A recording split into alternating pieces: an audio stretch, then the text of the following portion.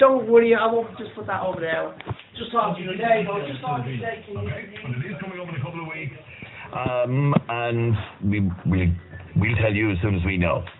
Lads, the McDonald's story was a prank. Yeah, we know that. Yeah, obviously it was. A manager on his last day, using official papers, stuck the notice up, took a picture and posted it on the web, and it spread like wildfire. So, it's a load of rubbish. Sorry, I could have told you. Yeah, but I mean, what are the chances of McDonald's banning kids? Seriously. Like, he could have come up with a better scam than that. Christy, you're on FM 104. How are you, Christy?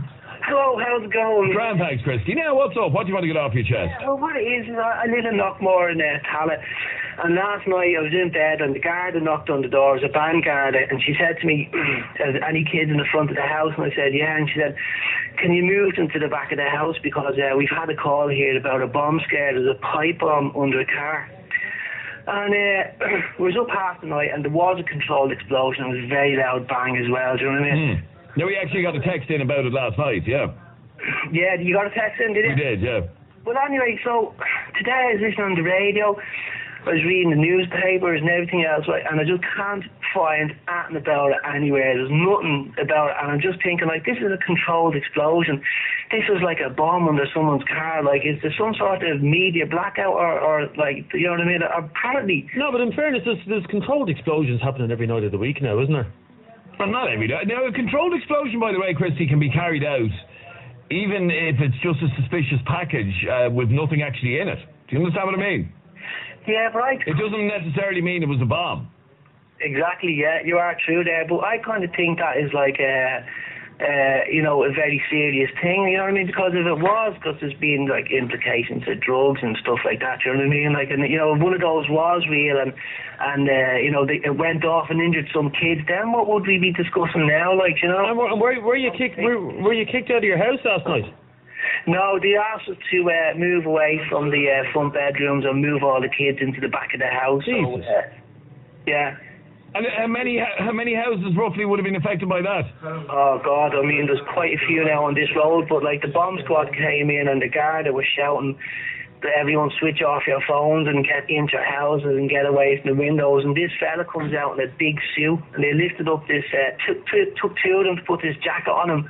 And you know, first of all, he sent in this robot, you know, but then when he put this suit on, he was walking down the road. He was like Buzz Lightyear in a big mad suit, you know what I mean? But you couldn't see his head.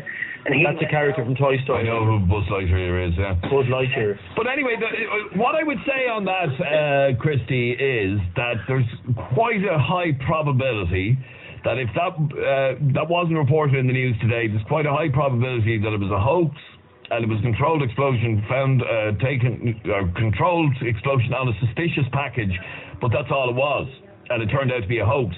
And in reality, the media isn't going to report every single hoax because that just gives the hoaxers more media attention.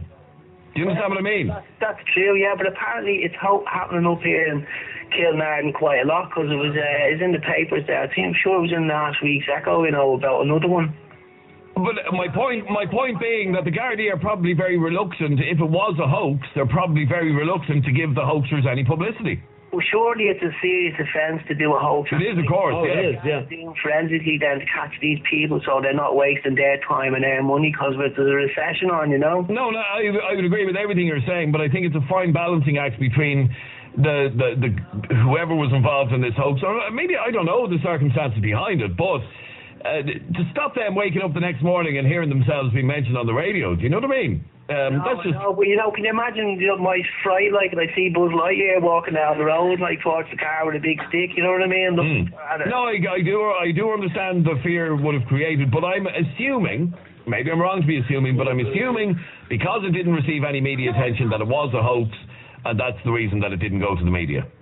That's all if it happens again now, I'm going to be ringing you up and saying what's going on. Will do, yeah, certainly do. All right, Christy. Thanks, Christy. Best of luck. Cheers, bye-bye, bye-bye. Toy Story, to infinity and beyond. Here, for those of you who are so inept and never do the show, I want to find out. I don't know.